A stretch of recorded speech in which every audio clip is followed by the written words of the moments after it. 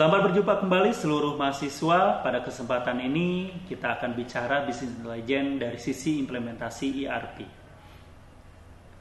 Motivasi dari implementasi ERP adalah adanya hal yang berkaitan dengan kualitas informasi, reliability informasi, bagaimana mengakses informasi, dan bagaimana membagi informasi tersebut. Untuk beberapa hal bahwa memandang ERP adalah sebagai sebuah sistem bagaimana bisa menyediakan manajemen informasi yang lebih baik, mentransformasikan hal yang kompetitif, mentransformasikan hubungan di antara customer, supplier, dan kompetitor.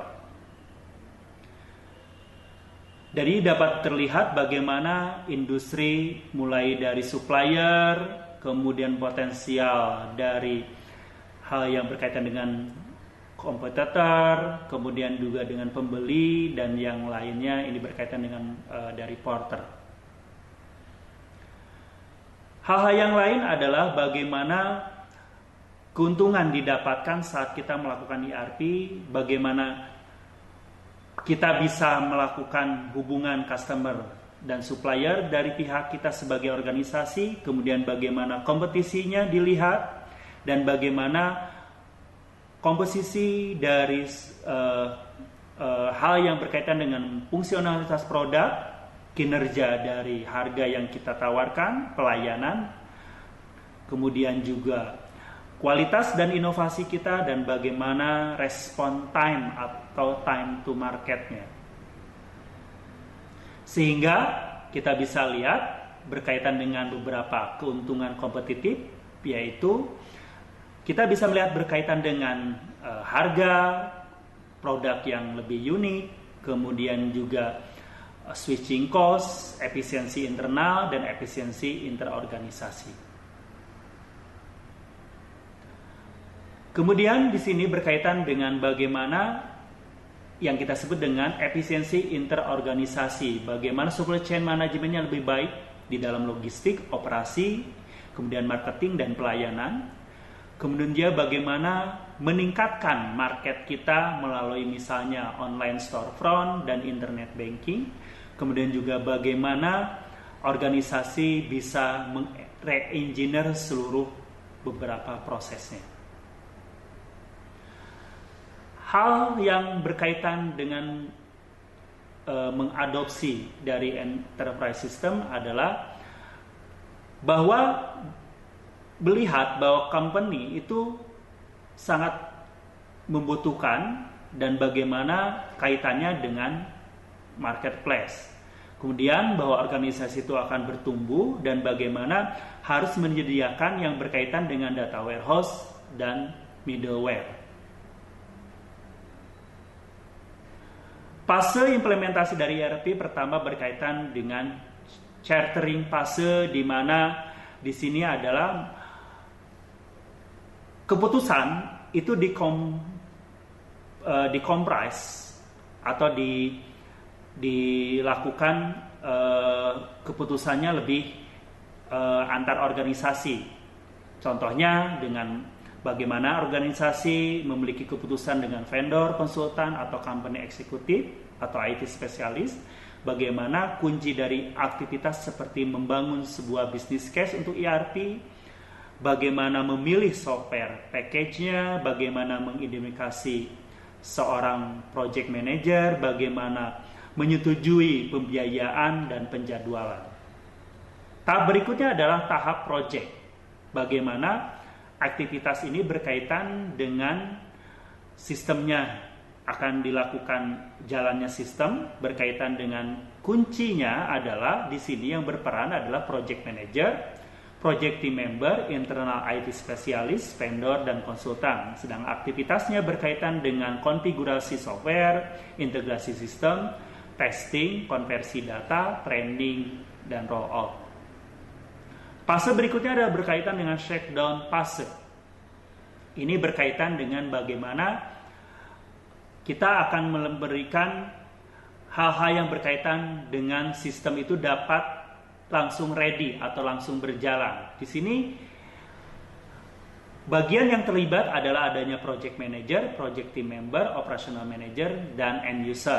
Aktivitasnya adalah bagaimana meminimalkan bug, bagaimana kinerja dari sistem, retraining, bagaimana melihat staff-staff ini untuk lebih efisien, dan tentunya di sini berkaitan dengan bug tadi, tidak adanya error atau error ini bisa kita lihat tidak menghambat proses berikutnya. Tahap berikutnya adalah tentang the onward and upward phase, berkaitan dengan bagaimana operasional kita implementasikan secara normal. Di sini berkaitan dengan bagian operational manager, end user, IT support personil. Kemudian juga aktivitasnya berkaitan dengan bagaimana melakukan perbaikan-perbaikan proses bisnisnya, menambahkan beberapa hal keahlian untuk user, kemudian melakukan penilaian terhadap hasil implementasi,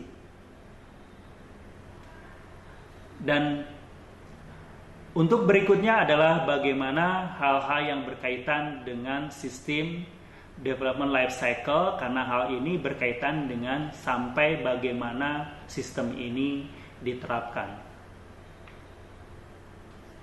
Skop dan dampak dari ERP adalah pertama berkaitan dengan resiko dan biaya secara keuangan, isu-isu berkaitan dengan teknik, manajerial, bagaimana mengadopsi teknologi informasi, penggunaannya, dan bagaimana dampaknya, dan bagaimana hal ini bisa diintegrasikan. Kegagalan dari ERP menurut studi dari Standish Group, 30% itu dilakukan cancel, 50% ternyata melebihi budget yang ada, dan kurang dari 10% on time dan di bawah budget. Dan menurut Standish Group, studi terhadap kegagalan ERP ini adalah berkaitan dengan biaya 178% over budget, menurut schedule 250%. 230% itu lebih lama, berkaitan dengan fungsionalitasnya kurang dari 59%.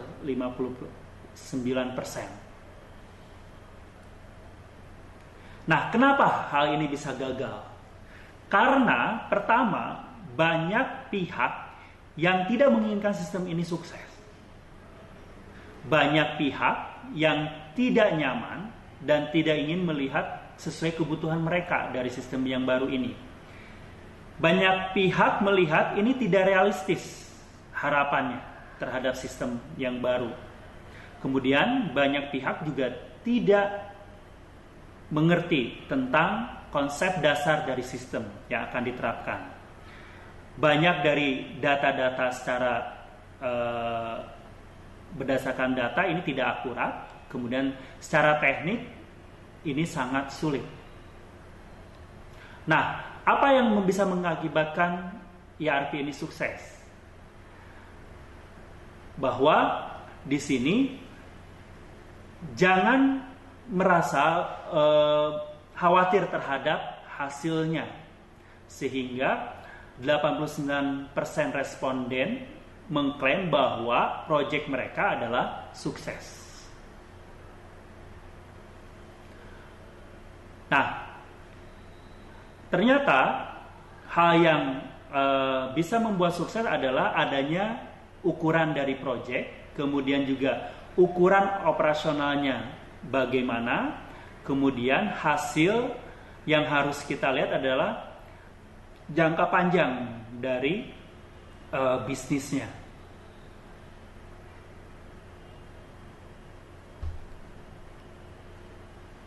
Oke. Jadi kesuksesan itu mungkin tidak akan cepat, rata-rata sampai 2 tahun. Kemudian juga harus organisasi yang memiliki tujuan yang unik dari sebuah sistem.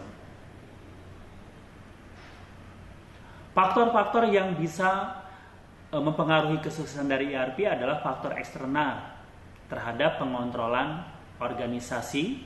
Berikutnya adalah hal-hal yang memberikan motivasi.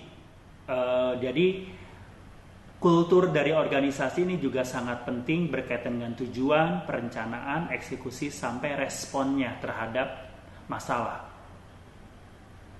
Demikianlah materi kita hari ini. Selamat belajar dan tetap semangat.